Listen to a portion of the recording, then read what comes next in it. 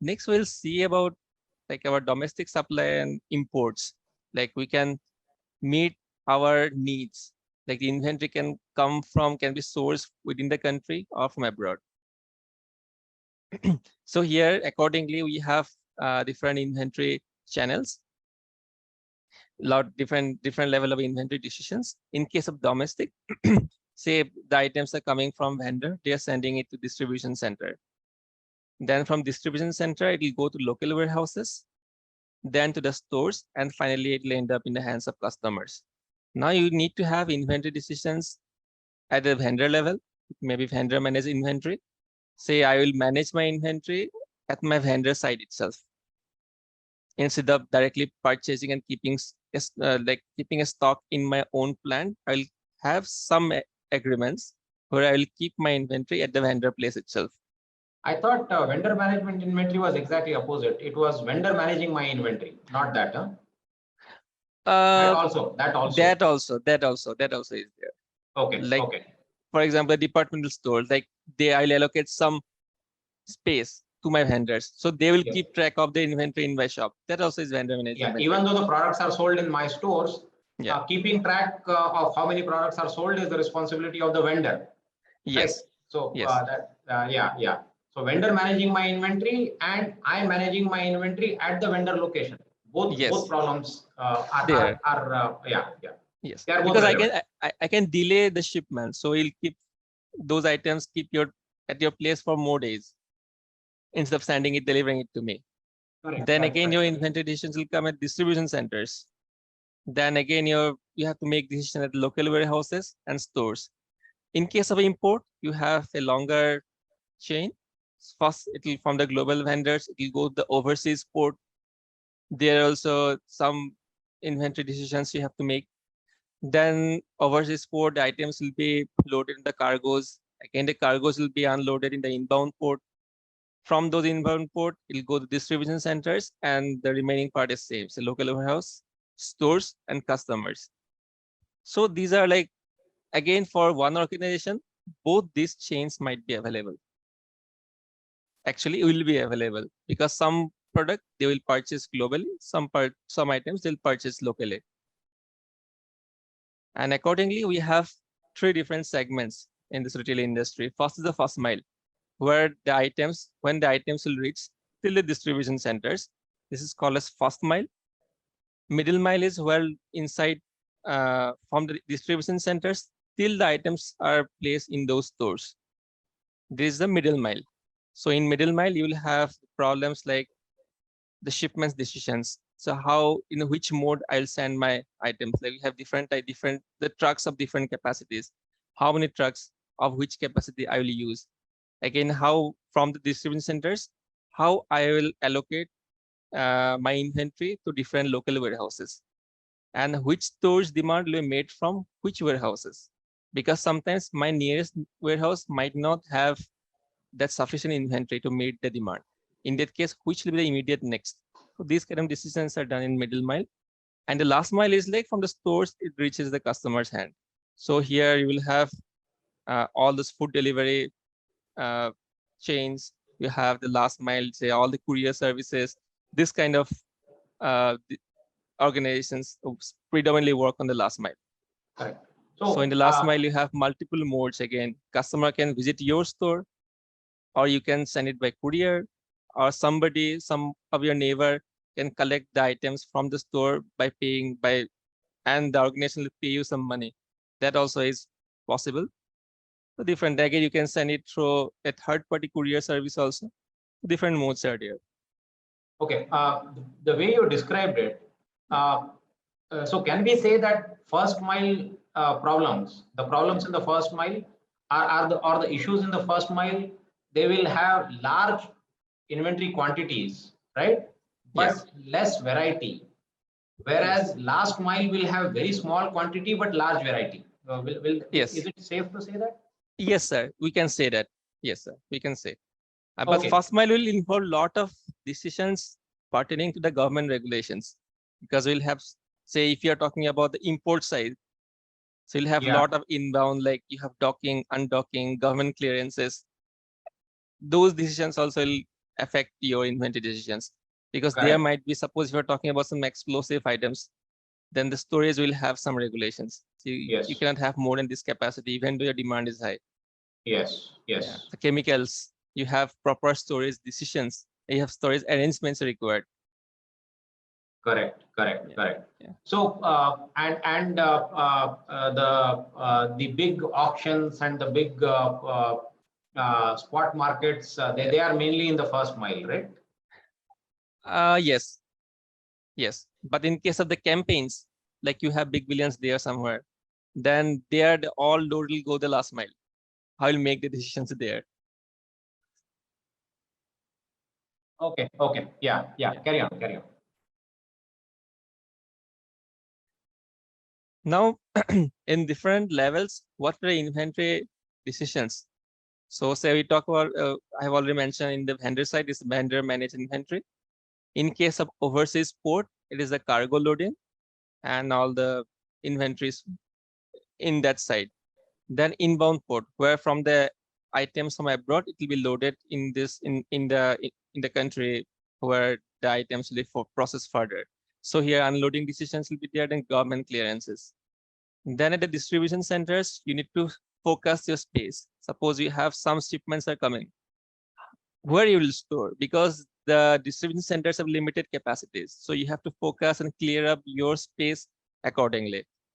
Then once you store those items, the problem will come is like searching and sorting, because there might be an issue once you, since you have a lot of SKUs, lakhs of SKUs you're storing in distribution centers. So suppose you need a specific SKU, demand is coming, you need to fulfill that demand to the local warehouses. So you need to have a mechanism to track what the SKU is in the distribution center, because it might take some time also, because you will have forklift where the items be unloaded will be taken out from the shelves in the distribution center. Again, you have the splitting large shipments, because in the inbound port, the items will come as large packages. Entire package won't be shipped to the local warehouses. So you will have, say, 1,000 items are unloaded from the cargo. 1,000 items now you have to split into 10 different locations, say 100 in 10 local warehouses you need to send. So those splitting large shipments also is a process which the distribution centers need to focus. Then in the local warehouses, you need to again have focusing for the space. Then again, you have the problem of searching and handling. Then finally, you have order fulfillment. Order fulfillment, when like you have, say, online orders coming. Those orders can also be made from the local warehouses instead of the stores, because stores will have limited space. Yeah, so we are talking about the order fulfillment. In order fulfillment is something that, suppose a customer has placed order online. So those demand we can make either from the stores or from the local warehouses. And mostly it is done from the local warehouses, because warehouses generally have sufficient capacity compared to stores. Stores, the stores need to accommodate the customers. They will use crowd. You cannot have the luxury of allocating too much of space for order fulfillment, because you need to have some process like packaging, sorting. Those activities in stores is difficult to carry on in stores. Again, in the stores, you have again inventory problems like shelf spacing. Like already I have mentioned, like you have shelves. You need to display your SKUs in different location of the shelves. Then which shelf you will allot to which SKU and how much. Suppose if your item that turnover, like say it is not sold much, but you are allocating a lot of space to that item, unnecessarily your actually items are getting stuck there.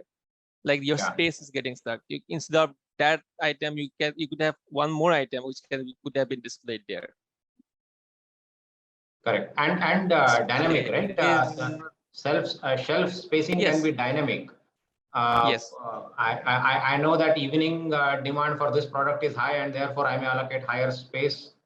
I know that weekend demand for this product is higher, and I may decide to allocate more space to this SKU. Right? yeah, That also may happen. yes, So there is a yes, seasonality component to it. There is a dynamic component to it. All that will have to be considered.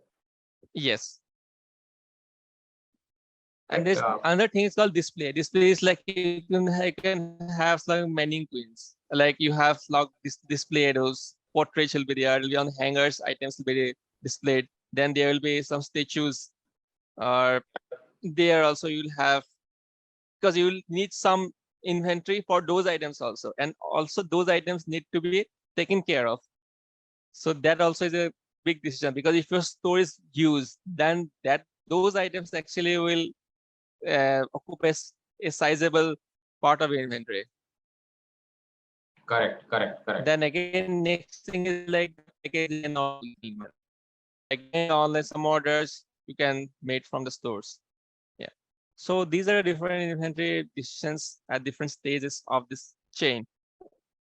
What are the searching decisions again? Sorting and searching decisions. Yeah. So if in your warehouses you will be storing the thousands lakhs of SKUs, so you need to have a proper track, like which SKU is stored at which location.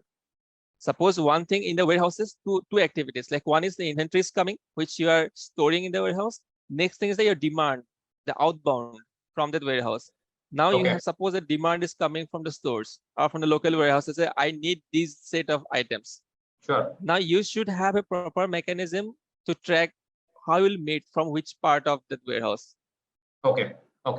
Because once I did previously one of the organizations which I did internship in that organization, that was a still service centers. That decision was a big problem. That is a huge problem, the searching, because you cannot identify who this specification, the coil of this particular specification is. The searching might be a big problem. Yeah, even in the retail industry, right? I mean, in a warehouse, there are a lot of shirts of different sizes stored. Yes. How do I differentiate an SKU which is XL from an SKU which is S?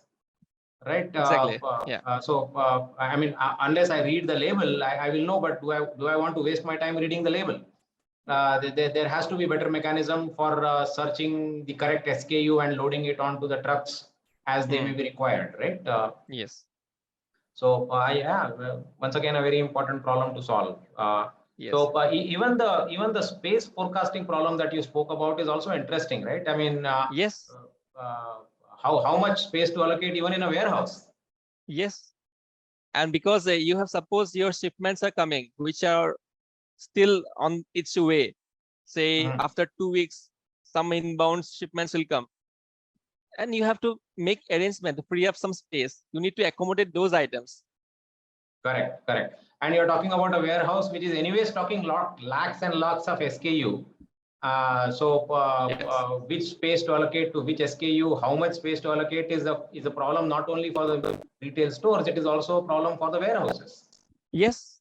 In fact, all those in the warehouses also, for every SKU, you have to keep track of their levels. And when you will reorder, suppose you have already, one thing is like items are coming. Another thing is you also need to order. Yeah. Because some items, they might not be on their way, but you need. Correct. So there also AI will come, because different items you will need to have proper tracking mechanism. Then you have reorder points, order levels. Those things need to be tracked. Yeah. But I mean, today there are lots of attempts to automate many operations of a warehouse, right? I mean, yes. Once I mean, there are already algorithms where you set the threshold, saying that if the stock comes below that, automatic orders are placed, and all those attempts are already being made, right?